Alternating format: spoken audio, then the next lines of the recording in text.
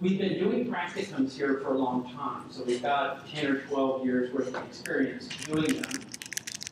They're very interesting, and they can both be a lot of fun or just a total aggravation. And so you've got to kind of decide where you're going to end up with that. But the basic idea is we're asking you to solve a problem of some kind, okay? And the ones we love are real problems that you're really trying to fix, but sometimes you can't come up with something that dramatic, and so we'll go with whatever you're willing to do. And the basic idea is to have a testable hypothesis, okay? And so it's supposed to be research, and you're supposed to have a hypothesis that you've generated that interests you, and then you're going to test it somehow. And these can be very widely varying. They can be anything from a stability study with Dr. Pika to DUE at a hospital to a survey of patients in a retirement facility. It can be as broad as that, but the idea is to have a testable hypothesis. And once you have that hypothesis, we want you to figure out a way to test it. And so that part of that, is it testable? How are you going to do that? And if you're doing stability studies, that's easy. You know, it's either stable or not stable. But if you're doing a survey, that becomes a little harder because people sort of lose track of what was their original idea and how is their survey going to test that. And if you have that band, we have a number of folks who really do know how to do that. Dr. Marsh, some of the clinical faculty, and I can help you with that to make sure you have a testable hypothesis. We have a one-page thing where you do your writing. Okay, and the idea would be you've developed an idea, you've done some research on it, you've looked at what the literature looks like, and then you're going to make this proposal that's basically one page. And so if you've got a good idea and you're excited about it, you can usually write that up in a day. You know, it's not hard. And you would submit that to your faculty advisor, and I'll talk to you a little bit about who that advisor would be. For a lot of the projects, you might be working with people, okay? And so you're asking a question about people. When you do that, you've got to have IRB approval, okay? And that can be a thorn. It doesn't have to be. Where it becomes a problem is if you're kind of a last-minute person and you send it right at the deadline, then it can be an issue. But for most of the projects end up in what we call an exempt category, which means you're not really doing anything that's going to hurt anybody, and so it's not a big deal. And normally the IRB can turn those around. We can do them in a day, but they ask for 2 weeks to do them. So you need to kind of think ahead how you would do that. It is important to do the paperwork well.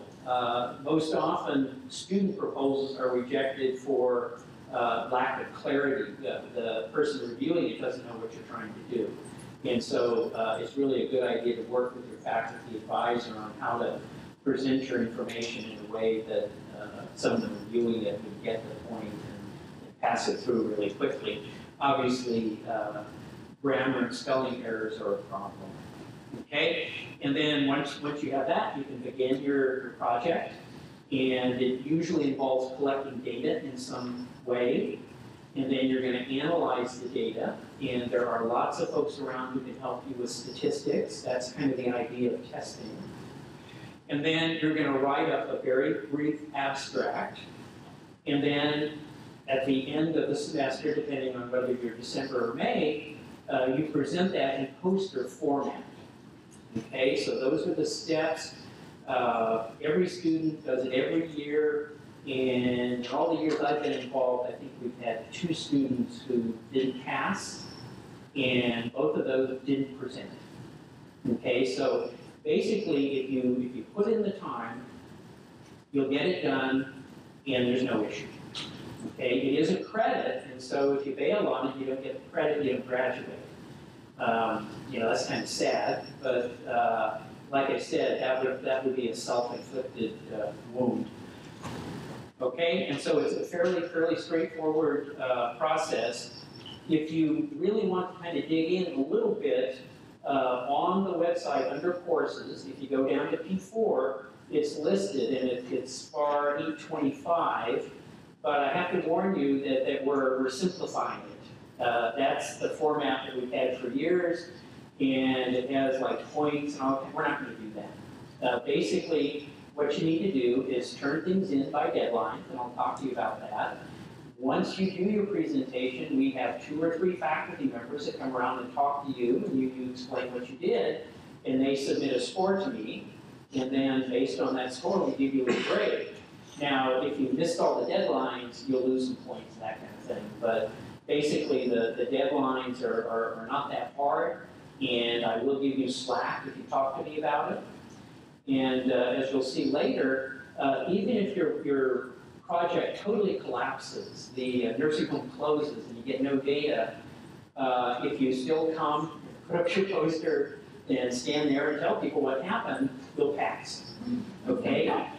But, you gotta think about it. So if in the back of your mind you're thinking, okay, well, I'm gonna do something really simple. I'll stand out in front of CBS and ask the first 10 people to come in some survey questions. Well, you can kind of do that, but remember this, you're going to have to present that to your advisor, and then you're going to have to present it to your classmates and the faculty, and that's really not the impression you want to create. You don't want to sort of your last thing you do here to be show everybody you're slack off and can't get your work done, okay? And so we don't really worry about that, and to be honest with you, the faculty that come around, sort of the worst grade they give is like 70%, okay? And so I'm trying to get you to relax about it, even though I want you to do a good job, okay? Yeah, but what I'm saying is that your life doesn't depend on this. We just would like you to do it. There is a credit involved, and if you pick the right kind of project, it can really be fun. Okay, so that's the flow of the work. Okay, and here are some other issues that I think you may be interested in. We divide the class up between spring and fall.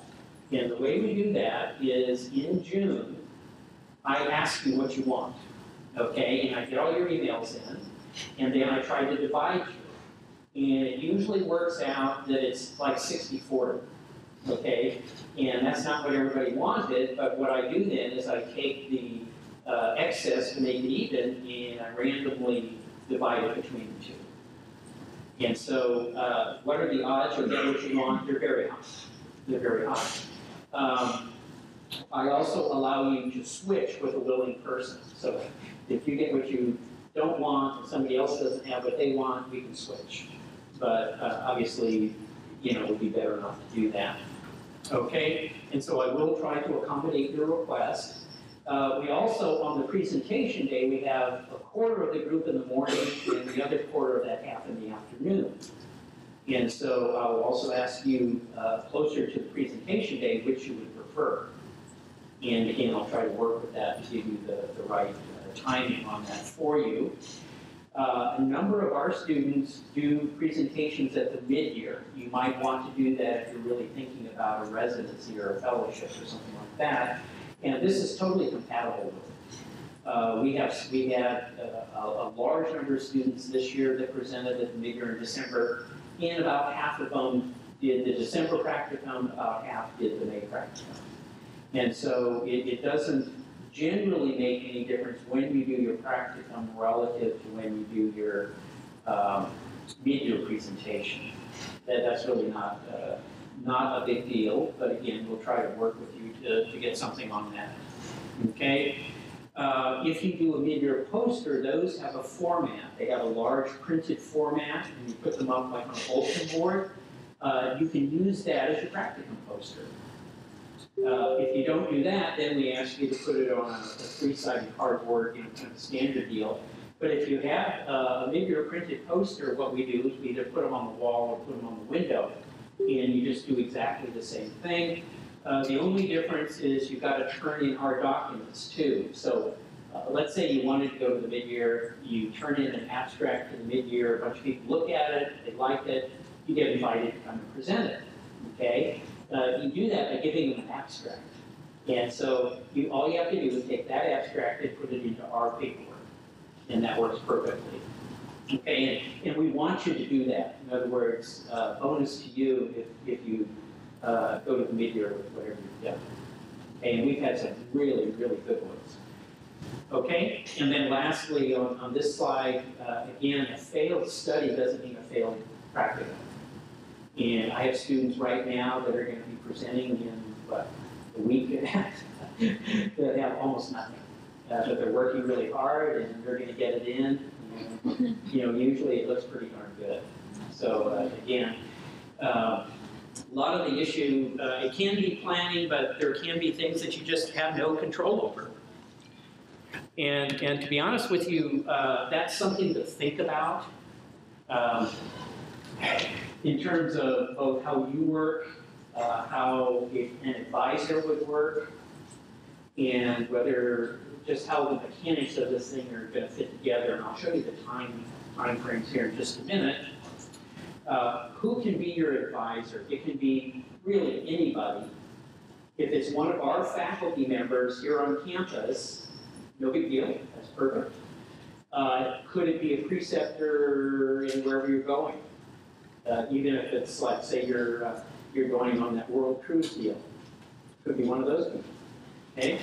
And then other people, I will listen to any reasonable plan. Okay? Now, not the problem, but the issue with non-School of Pharmacy faculty is they're not real familiar with our procedures. And so if you pick someone who's not regular faculty here, I need to have you take responsibility for following the rules and turning things in on time. And that's really the only condition. It really does help to have an advisor that sort of understands this kind of thing.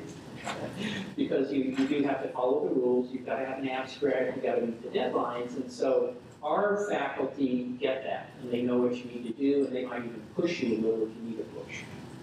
Okay? Somebody out somewhere else may not at all. And so you kind of need to think that through.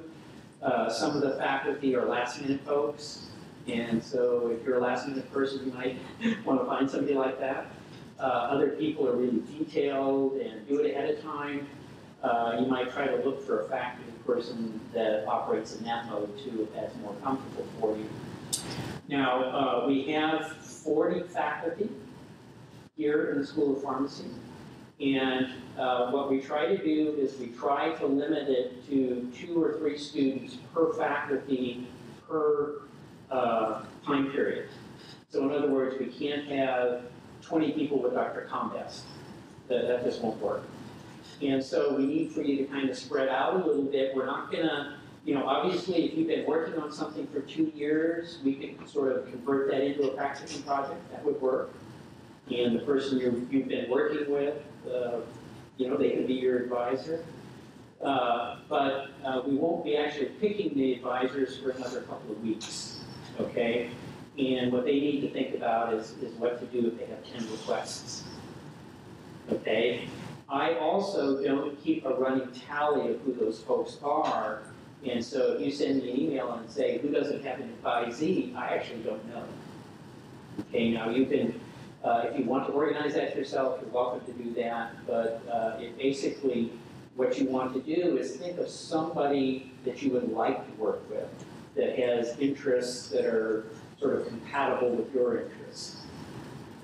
And that's really the way it works. And then you need to find a project that really interests you. And most of our advisors want you to come to them with some idea. Now, it doesn't have to be the final idea, but it's got to be, you don't walk in and sit down and say, tell me what to do. Most advisors don't want that. They would want somebody who wants to engage in something they're doing. Now, you may not have a hard idea, but you could have some general areas that would interest you. Okay? And again, these don't have to be, New England Journal quality things. We're talking about something that's feasible within your frame of operations. And I think that varies really widely.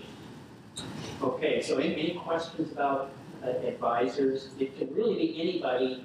If they're not our faculty, you've got to talk to me about it. So we can kind of figure out how much help you'll need with that. Yes? I know there are some professors who you may have, who we may have on rotations, who have their own projects, and they have also may also ask if you will do one of their small projects for their big project or something like that. Do you find that those are more successful than ones that students do on their own? That's a good question. And what she's saying basically is, you find a good preceptor, they have some good ideas, work with them. That does work. The only downside to that is faculty in their own projects tend to have bigger scope. And so like we had a student a year or two ago who wanted to look at the incidence of colitis across various antibiotic groups. And he ended up with, I don't know, like 1,000 patients. And it turned into this massive project that he barely got it done in time for the mid-year. And it totally stressed him out. And he regretted doing it, even though it was interesting. And so the only downside is that faculty tend to see a little bit bigger scope, although our faculty have been doing these for a long time, and that's totally okay with me. Yeah. And, you know, like I said, they probably would want you to have an idea, and some of them, the minute you flinch and don't have an idea, they'll have one for you. And that can be good. It's just whether or not you want to sign on to the whatever it is. And sort of one of the basic rules here is always think about who's involved. Because if it's something like, I work with this physician and he's going to do this, this, or this, or she's going to do this, that should be a red flag for you, because that means it doesn't get done unless that person does it. And what you really want to do is have a project where it depends on you, because then you have some control over it, whether it gets done or doesn't get done. Okay. Okay, so no more questions on who?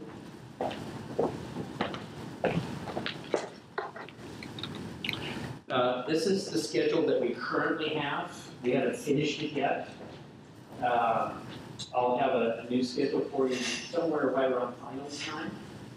And basically the way it works is the first thing we do is pick an advisor. Okay? And so if you end up in the MATE group, you don't have to pick an advisor until later. Okay? And then and you're allowed to switch. All you have to do is tell them, and the advisor has to agree to. Okay, be professional about that. You have to write up the proposal, and you can see we want to see this by about mid-August, and it'll be roughly the same time frame. So these aren't the actual dates; these are this year's dates. This coming year will be right in the same ballpark. And so what you'll do is you give the proposal to your advisor, they approve it, and then at some point it comes to me, and that's really kind of a formality, because I'm going to let you do pretty much whatever you want to do. I can read them, but I'm not going to critique it from that standpoint. If you're involving human subjects in some way, then you have to have IRB approval. The mid-October would be the very latest you would possibly want to do that. Okay, so if you've got a good idea in August, I would send the IRB in August, as long as you can all understand. And then once you've done it, we need to have an abstract, and the abstract describes what you do. And if you're not done with your study, that's okay. You just give me an abstract for what you've done before the deadline. Okay, and so let's say you're working with Dr. Smith, and you're doing something related to oncology, and you're starting to gather patients, but the deadline's coming. You just keep working on your thing, but you send me a little abstract that tells me what you're doing and how you're doing it, and you leave the results part blank. Okay, and so if you do that, you vet it. And then the final thing, the draft of the poster, we don't really worry about that. We just assume that when the date comes, you're going to be there and present it. And we have had some people that morning trying to, finish out a couple things, and that happens sometimes. But the idea would be that you would stand in front of the poster over this period of about 2 hours. And when the evaluator comes by, you'll be able to give about a 3 to 5 minute explanation of what you've done, and maybe answer a question or two. And so the trick with that is not, don't put things on you don't understand or learn about them, okay? And it's interesting because we have some students that do very technical things, and after they come by, don't really understand what they're doing. And so you just have to be able, in case they do understand what you're doing. And most of them, they tend to do it real low key. They may ask you a hard question, but they'll do it nicely. And so most students tell us, you know, it was really hectic, but it ended up being fun. And they don't really struggle with explaining what they've done. Okay? And so we have half that group that will present in December, part of that in the morning, part of that in the afternoon. I collect all that stuff and come up with a grade for you. And again, they're all typically very good. And then we start the cycle over again in May. And generally speaking, it's a mistake if you're a May person to really wait till then.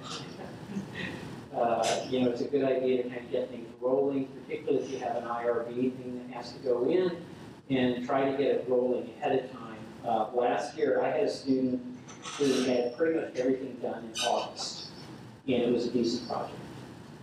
And so that's entirely feasible depending on the type of thing you want to do. And so the idea is to pick the scope of something that's not overwhelming and it's something that you'll be able to do. Okay, and so the final presentation days sort of go like this. They're typically the Monday of finals week. And so if you're trying to project when that would be Monday of finals week. Okay, and again, I know people develop an anxiety about this, but it really goes very smoothly, and 95% of the projects are really good. People are interested in them. And so it ends up being a fairly positive experience. You'll find a couple of people who wouldn't agree with that, but that's just the way it is. Okay, questions? You can shoot me an email anytime, and I'll try and answer it for you. Does anybody ever try to get these published? Sure, and a number of them, not from this year, but from the year before, I would say there were 4 or 5 of them that were of the quality. And I think probably 3 of those ended up in journals. Yeah. And again, it depends on where you see your career track leading, but that's really a leg up for most people. If you go into academic pharmacy, absolutely. At many hospitals, it also. Yes. In terms of like the broadness of these, if you're going to do human subjects, kind of is it okay to do like a case study, or do you have to have like a minimum number? Okay, yeah, that's a great question. Case studies can be really interesting, but you still need a testable hypothesis, and so sometimes that's hard to do. I can think of ways to do that. For example, you might, let's say you had a patient who had a drug reaction. Let's say you put them on a new antibiotic, and 7 days later, they got a whole body rash.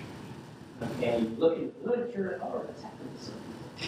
And so you then you could do something like look at the statistics of that. How does that work?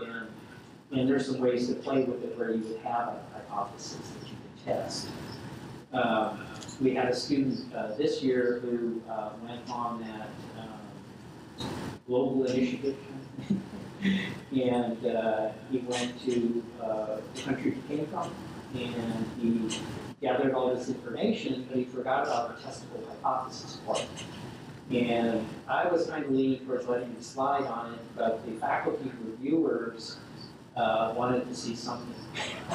And so what I suggested to him is, why don't you get World Health Organization data on healthcare in this country and compare it to what you saw. And so that's what he's doing right now. And so we can kind of resurrect it. And again, maybe a bigger issue would be, can you really engage in it? And for example, a couple of years ago, we did have a student who broke the rules and developed a brochure to give to people waiting to get their meds in the pharmacy that explained what pharmacists do. And that's not what you're supposed to do. But the brochure was beautiful. And the faculty, when they saw it, they loved it, and she got away with it. Yeah, it did break the rules, but boy, it was good. And so, again, this isn't to torture you, it's to have you do something, and so she certainly passed, absolutely. Yeah, and so I'm not encouraging you to do that, I'm just saying that lower your level of apprehension and think about what to do and turn it into a positive experience rather than a negative. Yes? Is there any way to see what other students have done in the past? How could we do that? I have files with their abstracts, thousands of them. Let me think about that. We used to put the winners out in the hallway because we pick out 5 and 5 from December, and then at graduation, Dr. Kirkpatrick reads your name and the title of your project, which is really funny because it's hard to read. And, being in front of everybody, you're nervous, and so you get all kinds of stuff, but you get recognized in front of your family, and others that you had a very good project. I'll see if I can dig up some of those. Yeah, I'll say some of them, and then you can think about this. Dr. Peacock all the time does stability studies, and I don't know if any of you are in here who do that, but there's already some students who work with her in doing that. And it's really interesting if you're a pharmaceutics person.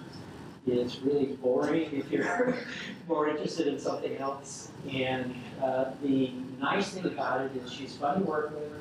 She's really smart. You learn a whole bunch of stuff, and you learn a kind of a valuable skill. It's just the excitement level is kind of low on that. We have had students who work with the faculty at WingMed who come up with really good things. A number of patients over a 3-month period that experience a particular drug interaction. And talking about that, use of certain antibiotics as opposed to other antibiotics, that can be really interesting. People in community pharmacy, all kinds of interesting topics.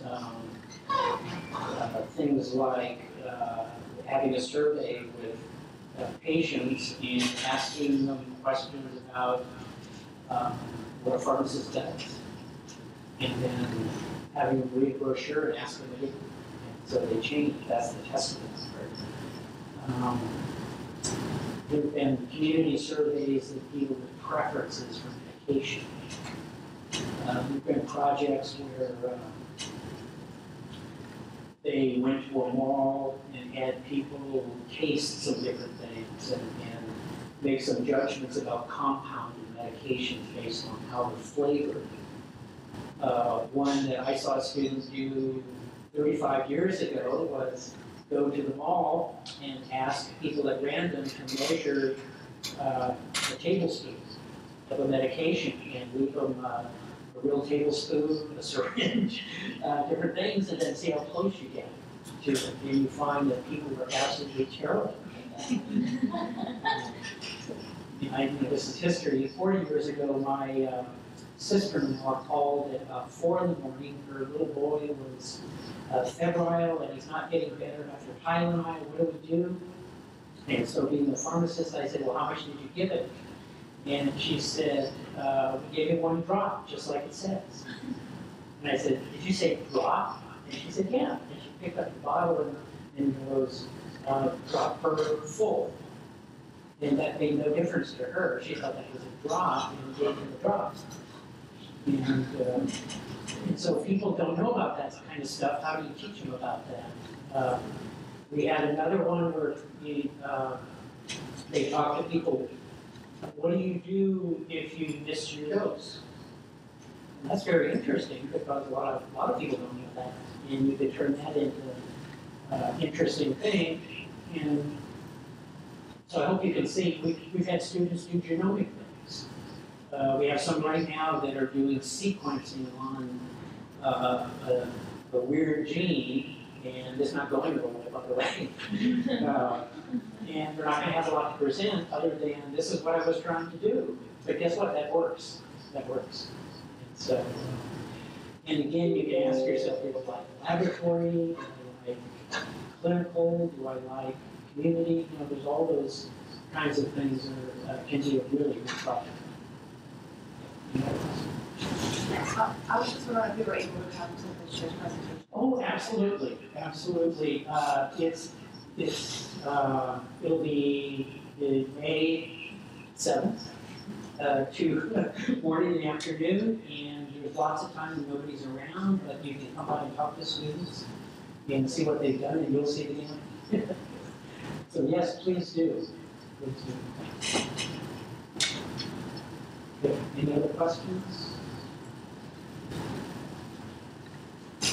Okay, like I said, you'll be getting emails to me, or from me, and I really like you to respond to my email with your answer because it lumps them all together, and I won't lose it that way. Okay?